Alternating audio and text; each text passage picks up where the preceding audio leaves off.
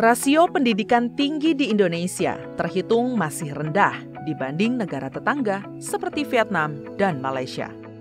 Menurut Badan Pusat Statistik pada Maret 2023, hanya 10% penduduk Indonesia yang sudah menamatkan pendidikan sampai jenjang perguruan tinggi, alias sekitar 28 juta orang yang mengenyam pendidikan hingga ke bangku kuliah.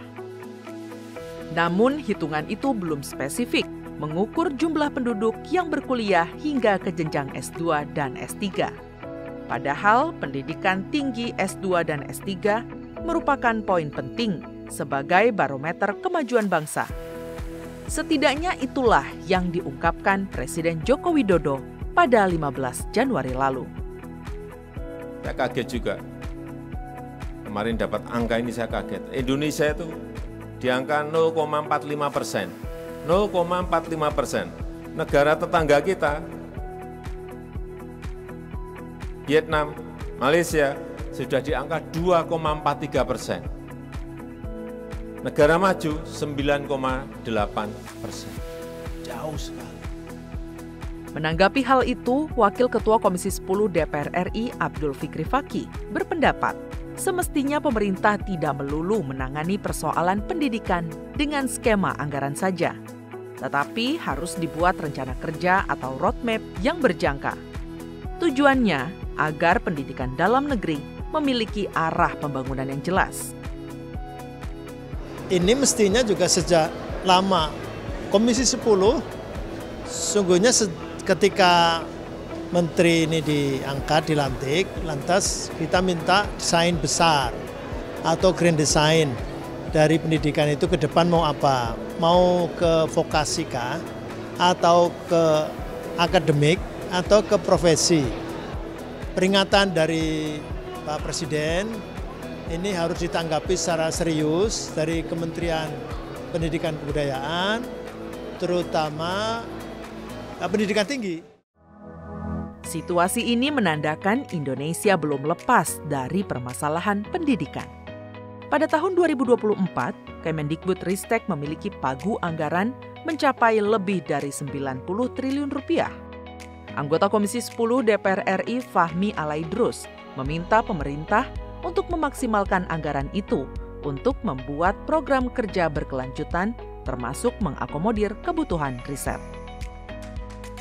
Kalau kita bicara pendidikan, mulai dari PAUD sampai S3, itu pemerintah harus punya roadmap yang jelas. Pemerintah harus punya rencana strategis yang jelas, termasuk kepastian terhadap anggaran. Sekarang kan Kementerian Pendidikan Nasional itu sudah dibekali dengan 90 triliun lebih. Ya. Seharusnya itu benar-benar bisa memastikan bahwa anggaran di pendidikan tinggi, termasuk di dalamnya ada pembiayaan riset, itu benar-benar bisa diafirmasi.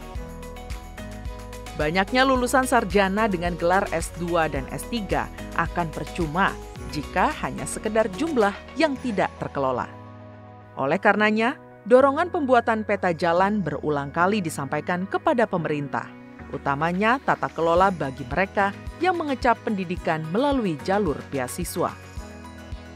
Anggota Komisi 11 DPR RI Putri Aneta Komarudin memandang pemerintah harus mampu mengelola jaringan alumni Lembaga Pengelola Dana Pendidikan atau LPDP, mengingat pemerintah telah menghabiskan dana 20 triliun setiap tahunnya untuk membiayai beasiswa. Harapkan di sini adalah dengan semakin banyaknya alumni LPDP akan lebih rapih juga pengelolaan alumninya, dan tentunya kita bisa memastikan bahwa orang-orang ini bisa berkontribusi lagi kepada pembangunan Indonesia. Apalagi kalau kita mau menuju Indonesia Maju 2045, bidang riset dan teknologi ini menjadi salah satu fokus kita, pengembangan sumber daya manusia. Jadi harapannya tentu Kementerian Keuangan dan LPDP bisa memenuhi apa yang menjadi harapan kita di Komisi 11 ini.